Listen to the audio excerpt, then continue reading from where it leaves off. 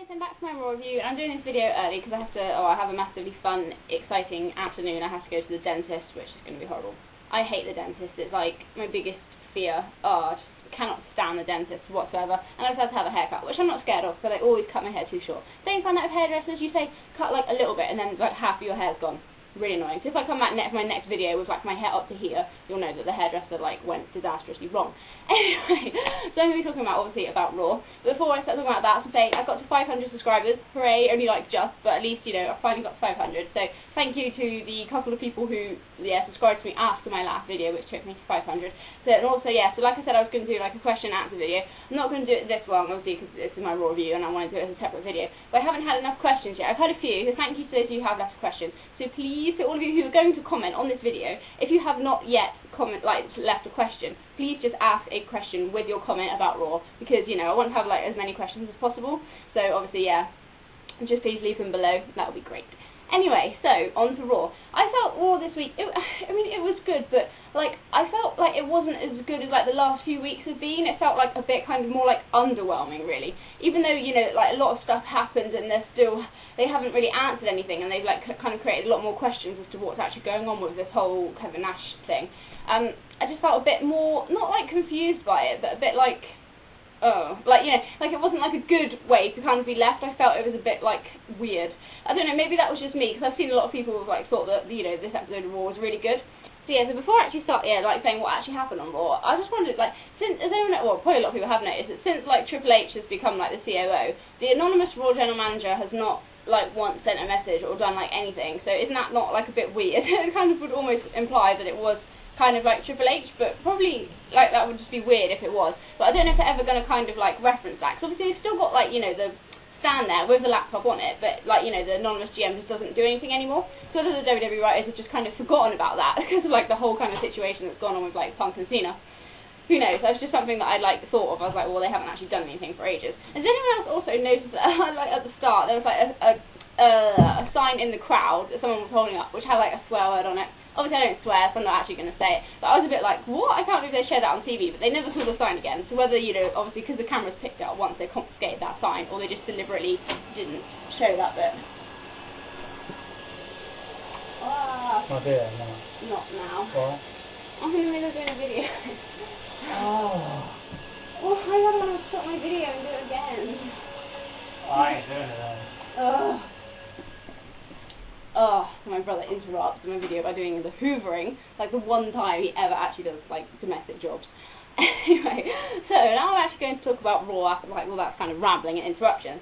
So Alberto Del Rio comes out to start with. Before he even starts talking, John Cena comes out and interrupts him, and basically and says again, like he did last week, that he's going to take the title from Del Rio and he's going to hurt him. And he said that Del Rio isn't CM Punk. CM Punk's kind of like the only person that's worthy of being in a title feud with Cena, and he's basically going to kick his ass. CM Punk comes out and finds it quite amusing, that Cena's kind of like, like almost like defending him or like comparing like Del Rio to Punk, and he says that he's the one who's going to get the title shot, not Cena. Cena and Punk basically are just arguing like between themselves, like who's going to kind of get the title shot. Del Rio says he's going to choose to ignore both of them and he's not going to let either of them have a title shot. Triple H comes out and tells the Reed to stop being so smug and says that Cena and CM Punk will fight in the main event to determine the #1 contender and Night of Champions. So it was an okay opening segment, but it just felt a bit disjointed. Like it didn't run as like smoothly as like the kind of normal Cena and like Punk. Whether it was to do with like Del Rio being kind of in it, obviously not like in an offensive way, but because he, with him not being kind of English, he obviously can't give us kind of snappy like retorts as like say Punk and Cena do, and he's not obviously such a good talker yet. So maybe that kind of had some kind of impact on it, and I just felt that like Punk, whether it was deliberate, he kind of like stalled quite a lot, didn't like answer right away, almost like he had to try and think of something to say. I don't know if anybody else kind of got that impression, but that's just what I thought. But it wasn't too bad, and obviously I thought, oh, that's cool, we get to see Punk and Cena again, because you don't get bored of their matches, because obviously it's like, even though we've had like 3 in quite a short space of time, it's not bad. Like Christian Orton, it just kind of got a bit but this one obviously it's because it's such a good feud, you don't mind like watching it again. Then Alberto was in the first match against John Morrison. Morrison goes for like a kind of moonsault on the outside, but obviously Alberto moves out of the way, so Morrison kind of lands on his feet, but Alberto slams him into the barricade. And he goes for the Starship Pain, but that gets countered as well, and Alberto wins with a cross arm breaker, and he just attacks Morrison after the match with like the arm breaker again. So it seems to be Alberto's trademark that he just, you know, completely destroys his like opponents out of the matches as well. Women's match: Nikki Bella with Brie versus Eve with Kelly. Eve wins with a neck breaker. Not much else to report on that match. Beth and Natalya come out at the end and just start kind of like, you know, like applauding or whatever, because it's like before like the actual match, they like it showed that when like Eve and that were in the ring, it showed like Beth and Natalya like on a little box, you know, them talking and saying that they don't want, you know, blonde hair, like good looks and stuff, and they know what they do want, but they're not going to tell us. But then it seems weird that they come out and keep applauding while Eve's there. So, and if you like looked at like Eve, she kind of looked like a bit uncomfortable. So I'm wondering whether Eve might turn on Kelly, because that would be good as well. It probably won't happen. I probably like completely misread that whole situation, but it would be quite good if Eve did turn on her, because, well, I don't mind Eve, and I think she could be good as a heel. Anyway, Jack Swagger with Vicky Guerrero versus Alex Riley. Obviously, because last week, Jack Swagger asked Vicky to kind of like, you know, do like have like multiple like clients, like who she manages. So obviously this is the first time with Jack Swagger, but Dolph Ziggler came out and like, you know, kind of like interrupted, you know, and like started having a go at Vicky, like, what are you doing, and like ended up knocking her on the floor.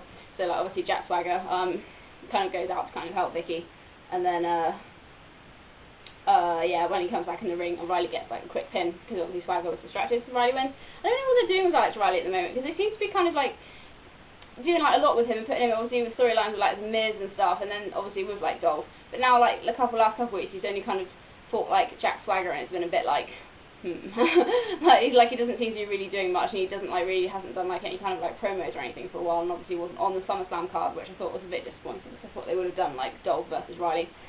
But we'll have to see what happens. Hopefully they do start to kind of use him again. I know a lot of people are just saying, you know, oh, he's like really generic, whatever, he's boring. Come on, he's only been there like a couple months. He hasn't really had a chance to kind of develop, and he was good in his feud with the Miz, so hopefully we'll see a bit more of him anyway. So then we have the promo where Triple H invites Kevin Nash out to discuss what actually happened and who really sent like the text message. Triple H says that he promises that he did not send the text message, and Nash said that he was going to apologise, but not anymore.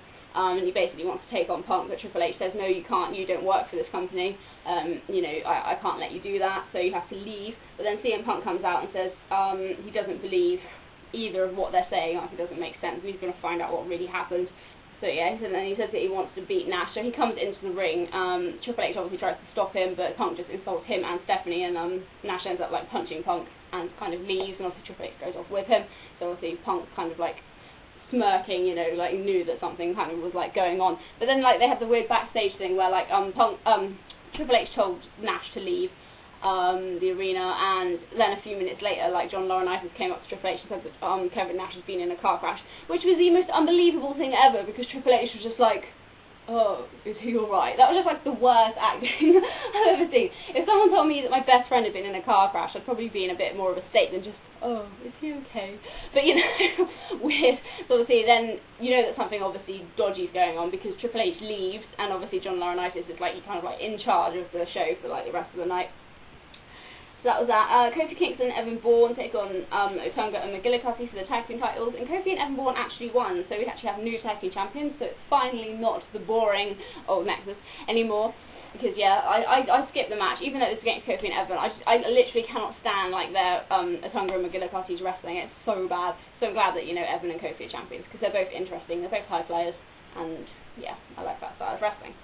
So then Santino Marella comes out, and Santino hasn't been on Raw for quite a long time, and obviously he got like a really big kind of like cheer, but then Miz and R-Truth kind of like follow him out and like take him out, and I thought this was like a good little segment. I'm liking kind of Miz and R-Truth kind of, they're not like a team, but you know, they kind of like, well, I don't know what you call them, but you know, they seem to be working really well together.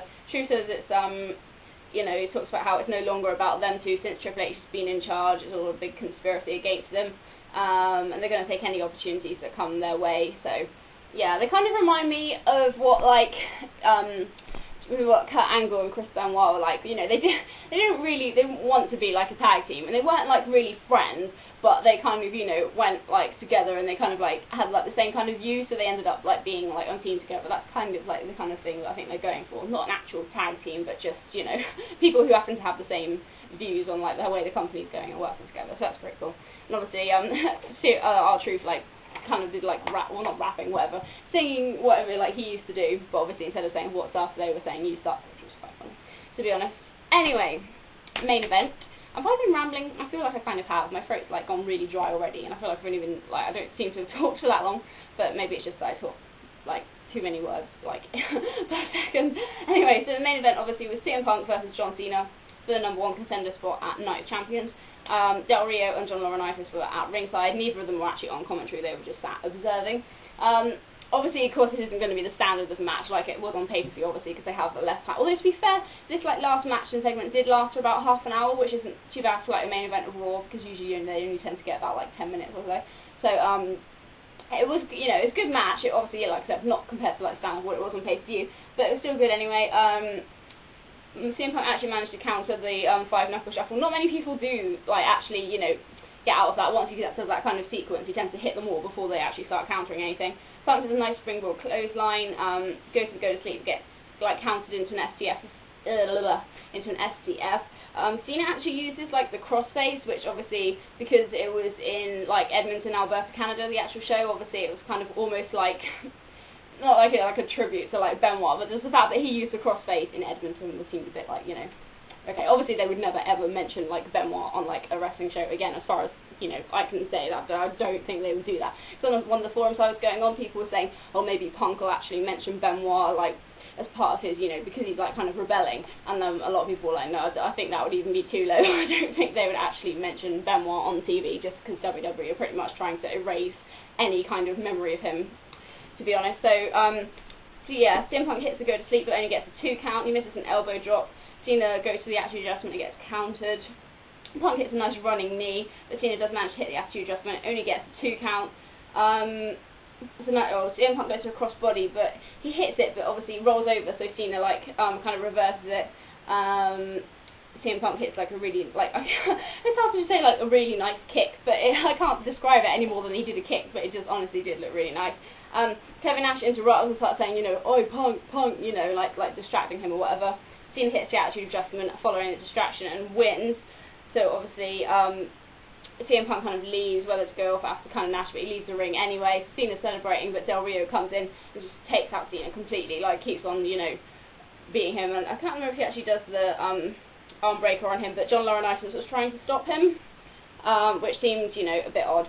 And then, but Del Rio kept on doing it anyway, and that's just kind of how Raw finished. So it was a bit of like a weird ending, really. Like, I got kind of confused, because it just seemed weird. I know that's probably, and obviously, yeah, I should have said, because Kevin Nash was supposed to have been in a car accident, that's obviously everyone was like, what's he doing here? We kind of knew that, obviously, he hadn't, but that's kind of more the style of what they used to do a long time ago, like they trick whoever was like the owner or whatever into leaving, and then they do something. So obviously it seems like Kevin Nash and John Laurinaitis are on the same side, almost like against Triple H, so you kind of get that impression from Raw. That's, yeah, because last week you didn't really know whose side, like, Nash was really on, but it almost seems like him and Laurinaitis kind of working together, but whether, you know, Del Rio's kind of with them or not, but obviously then, because Laurinaitis was stopping Del Rio, or trying to stop Del Rio from attacking Cena, you don't really know, yeah, exactly who's on what side in this. There just seems to be lots of different kind of sides. So, yeah, in that sense it was kind of good, but I just still felt it was quite an underwhelming Raw compared to, like, the past few weeks, which have had really good segments and stuff, whereas this one was just a bit like, ugh. So, yeah, that's kind of my verdict on Raw. My feet are going really numb. I need to go and have lunch because I'm going out soon. So yeah, so thanks for watching this video. Please, like I said, please leave a question, because, you know, I haven't done one. I mean, I've got, like, from when I, like, said on my, like, here, like, a year ago, or whatever it was, 2 years ago, that about, like, I had this thing called Form Spring where you leave questions. I've already still got all of them on there, so I could, like, refer back to that, but I would rather it would be up-to-date questions from, like, you guys who I know obviously still watch my video. So please do that, because, you know, I would appreciate it. Anyway, thanks for watching this video, and I will see you again next time. Bye!